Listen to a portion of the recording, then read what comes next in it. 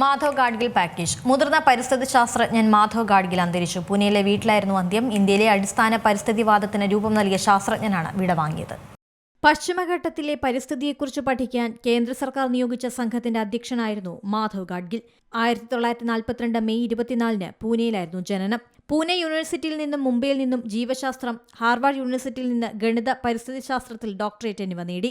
Gadgil committee എന്ന പേരിൽ 2011 ഇദ്ദേഹത്തിന്റെ സംഘം റിപ്പോർട്ട് സമർപ്പിച്ചത്.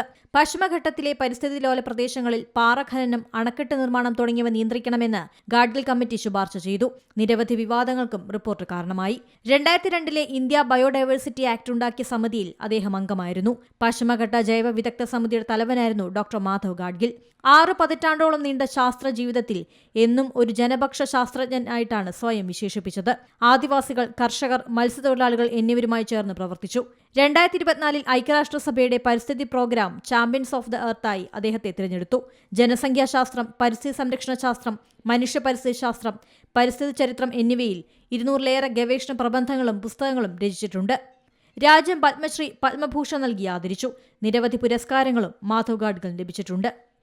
National desk, C Malayalam news.